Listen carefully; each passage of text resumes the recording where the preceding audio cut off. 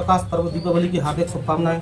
आपके जीवन में नित नए उन्नति के अवसर मिले, इसी कामनाओं के साथ सभी को शुभकामनाओं का संदेश। और आज प्रेस कॉन्फ्रेंस करने का मेरा मुख्य उद्देश्य जो था, वर्तमान समय में जो चुनावी प्रचार प्रसार सरगर्मी पर है और उसके साथ साथ जो मार्केट में अफवाहें उड़ रही हैं, जो कांग्रेस और बीजेपी के द्वारा जनता को बदलाने का कार्य किया जा रहा है और दबाव की जो राजनीति वर्तमान समय में हो रही है देवरी विधानसभा में, उस पर रोक लग सके। इसके साथ साथ जो समर्थन की बात हो रही है, ना मैंने किसी को समर्थन दिया है, ना कांग्रेस को, ना बीजेपी को, और ना कभी दूंगा। और मेरे जो कार्यकर्ताओं पर दबाव की राजनीति हो रही है, उस पर रोक लगाई जाए। आज वर्तमान समय में कई हमारे कार्यकर्ता मध्याह्न भोजन भी चला रहे हैं, उन पर भी दबाव रखा जा रहा है कि आपको अगर मध्याह्न भोजन चलाना है तो आप हमारे साथ रहें, अगर नहीं चलाना है तो बीवन साहब के साथ जाएं।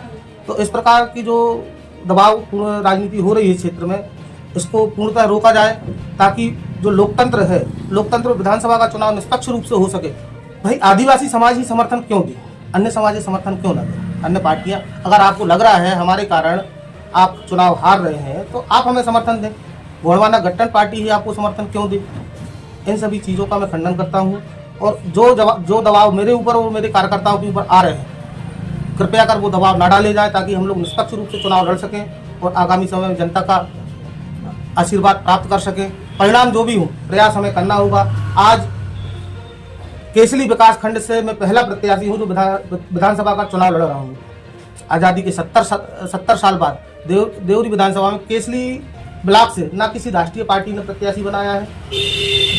दलित अहरवार और आदिवासी प्रत्याशी तो ठीक ठाक, अन्य समाजों का भी इन्होंने प्रत्याशी नहीं चुना इधर पे।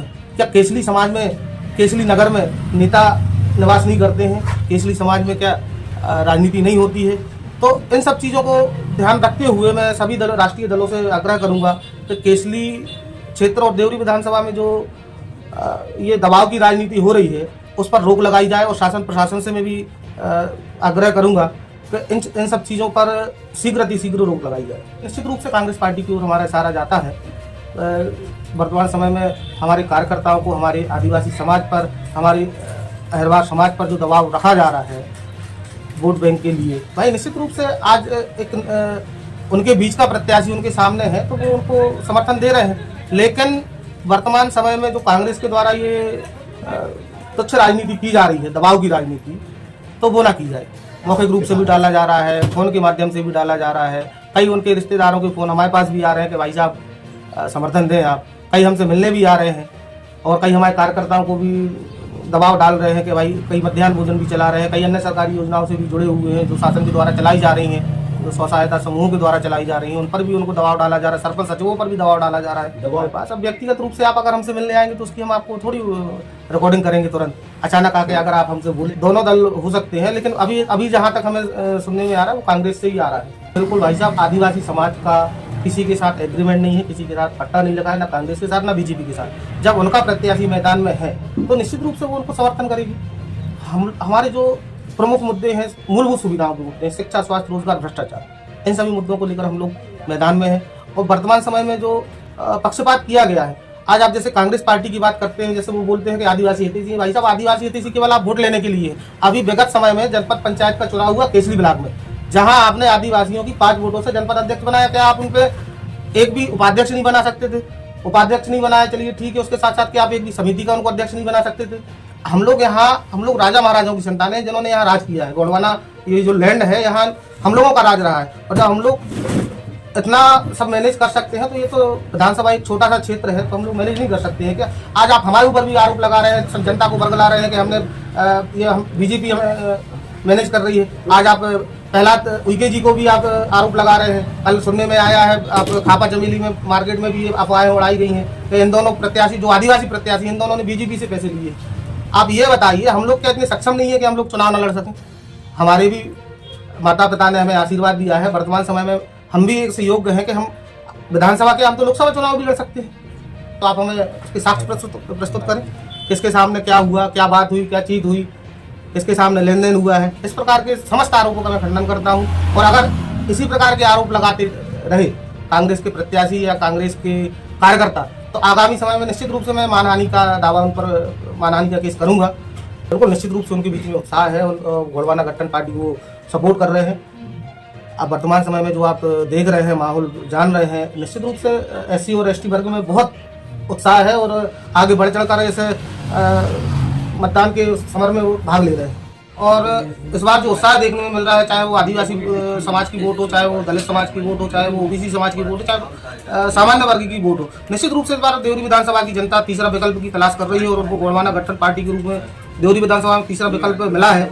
और इन सभी चीज़ों को देखते हुए दोनों पार्टियों में जो बौखलाहट है, चाहे कांग्रेस हो चाहे BJP हो, तो निश्चित रूप से वो जनता को भड़बड़ाने का कार्य कर रहे हैं। उनको जो कांग्रेस पार्टी बोलती है हम आदिवासी हितैषी हैं, क्या आप आदिवासी हितैषी केवल वोट लेने के लिए हैं? केसरी ब्लॉक को आप अभी तक अनुसूचित क्षेत्र घोषित क्यों नहीं करवा पाए, ताकि यहाँ की जनता को 5वीं अनुसूची, 6वीं अनुसूची, 65 का लाभ मिल सके?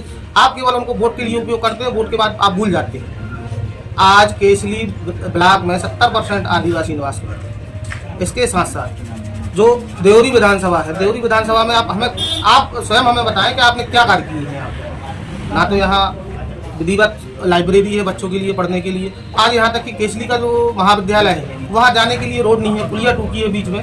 बच्चे क्या पूरा स्टाफ पैदल यहाँ से जाता है वहाँ तक, बरसात में परेशान हो जाता है। और जितने भी आदिवासी बाहुल्य ग्राम हैं वहाँ आज दिनांक तक कई आदिवासी बाहुल्य ग्रामों में रोड नहीं पहुँची, पानी नहीं पहुँचा, बिजली नहीं पहुँचा। आज आप महाराजपुर क्षेत्र चले जाएँ तो रमक्रिया, बुर्दे, जमारा जो ग्राम है, क्या कारण रहे कि आज़ादी के 77 साल बाद भी उनके पास बिजली व्यवस्था नहीं पहुंची? विस्थापन तो अभी 15-20 साल से चालू हुआ, इसके पहले आप क्या कर रहे थे? 60 साल से कांग्रेस का यहाँ राज रहा है, कांग्रेस केंद्र में भी रही है, राज्य में भी रही है। इसके साथ साथ BJP अभी 18 साल से राज्य में है, उन्होंने इस क्षेत्र में कोई कार्य नहीं किए हैं। देवरी विधानसभा सागर जिले में सबसे पिछड़ी हुई विधानसभा है और इसके साथ साथ जो केसरी ब्लॉक है ये आदिवासी बाहुल्य ब्लॉक है, लेकिन सबसे पिछड़ा हुआ ब्लॉक है, सबसे पिछड़ा हुआ क्षेत्र है। आज यहाँ ये स्थिति है कि कोई भी प्राइवेट जो फाइनेंस कंपनियां हैं वो यहाँ फाइनेंस करने को तैयार नहीं है ना। अगर वो यहाँ फाइनेंस नहीं कर रही हैं तो यहाँ व्यापार भी नहीं बढ़ रहे हैं। आज अगर फाइनेंस की सुविधा यहाँ उपलब्ध हो जाए तो व्यापार क्षेत्र भी बढ़ेगा, केसरी ब्लॉक उन्नति की ओर अग्रसर होगा। इन तमाम चीज़ों को लेकर हम लोग मैदान में हैं, मूलभूत सुविधाओं को लेकर हम लोग मैदान में हैं, शिक्षा, स्वास्थ्य, रोजगार को लेकर हम लोग मैदान में हैं। आज केसरी ब्लॉक क्या पूरी देवरी विधानसभा में स्वास्थ्य की व्यवस्था इतनी चरमराई हुई है कि अगर व्यक्ति 40 किलोमीटर, एक तो स्वास्थ्य केंद्र है नहीं, और 40 किलोमीटर दूर अगर व्यक्ति बीमार होता है, पता चलता है अस्पताल आते आते खत्म हो गया। बचाव के समय महिलाएं अस्पताल तक नहीं पहुंच पाती हैं क्योंकि वहां रोड नहीं है, कीचड़ है, बरसात के समय बड़ी परेशानी होती है। जो समर्थन की बात हो रही है, ना मैंने किसी को समर्थन दिया है, ना कांग्रेस को, ना BJP को, और ना कभी दूंगा।